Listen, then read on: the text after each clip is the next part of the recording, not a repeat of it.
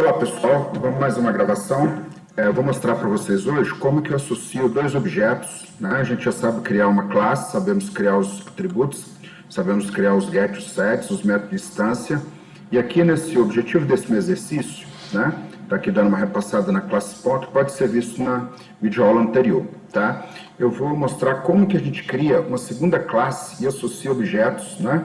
Fazendo uma relação para n aí de objetos, tá? Um conjunto eu posso acrescentar uma quantidade de pontos, eu vou mostrar isso nesse exemplo. Bom, aqui eu criei uma classe chamada conjunto dentro do meu projeto, criei os três atributos, tá certo? Criei o método construtor, criei os get e os set para essa classe, criei os métodos de instância, tá certo? Bom, onde que está a novidade aqui, pessoal? Eu preciso, dentro da classe ponto, né, dentro da classe conjunto, criar uma estrutura de dados que eu guarde as referências dos objetos do tipo ponto. E essa construção, eu faço utilização de um atributo do tipo ArrayList, tá? Poderia usar o vetor, mas o vetor tem um tamanho fixo na programação, em C#. Então, eu criei aqui um objeto do tipo, chamei de lista de pontos, eu posso acrescentar quantas referências de objeto eu quiser. No construtor, pessoal, eu instanciei, né, o meu ArrayList, tá certo? Ele começa com 0 elementos. E na sequência, eu vou mostrar aqui quais são os métodos de instância que eu utilizo para acrescentar as referências. O primeiro método aqui importante é o adicionar. Ele recebe uma referência do tipo ponto, e o ArrayList ele tem um método chamado add, né? Eu guardo a referência desse ponto e retorno um código 1, um elemento foi adicionado, tá? Estou fazendo uma versão mais simples da implementação. O meu listar pontos, eu declaro uma variável p igual a nulo, né? E faço uso um for para fazer lista de pontos.count. Count ele me retorna o número de elementos de um ArrayList, tá certo? Bom, usando aqui uma relação de índice nesse ArrayList, né? Usando esse colchete, eu pego cada elemento da posição i, tá? Faço um cast de objeto, né? Do tipo ponto e atribuo para o p.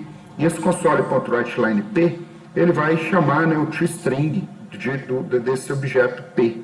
E depois ele finaliza o método, tá certo?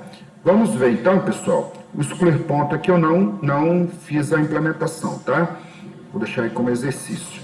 Lá no program, né, no main do meu projeto, eu criei aqui um objeto P1, né, do tipo ponto, criei um objeto conjunto C1, né, de código P1 e, aliás, descrição P1 e código 5, usei o método adicionar e usei o método de instância que vai listar todos os objetos ponto daquele conjunto. Se eu compilar, tá aqui um exemplo desse código, ele está me mostrando, então, a saída, né? Que naquele objeto conjunto eu tenho aqui um objeto ponto, né? Que é o P1, x igual a 5, y igual a 2, tá certo? Bom, eu vou descomentar esse código, né? Tem aqui o objeto P2, fiz um adicionar, eu adicionei um segundo objeto P2 a esse conjunto C1 e chamei novamente o meu listar pontos, tá? Vou compilar aqui o código. Então, está aqui, né? No primeiro listar pontos tinha apenas um objeto, e na segunda chamada, ele me mostrou aqui o objeto P1 e P2, tá? Vou acrescentar um terceiro objeto, P3, do tipo ponto, só para finalizar essa gravação, e aí eu vou chamar aqui, isso aqui é um objeto P3, vou colocar aqui, por exemplo, aqui uma coordenada 8, 4, menos 4 e 8, vou adicionar, então, esse objeto P3, que eu acabei de criar, certo? E chamei o listar pontos novamente. Observe que foi com a implementação flexível, né? Observe que cada conjunto eu posso ter uma quantidade. Deixa eu ver o que aconteceu. Bom, então tá lá, ó. Na primeira chamada um objeto apenas, na segunda chamada 2, na terceira 3 objetos, tá certo? Bom,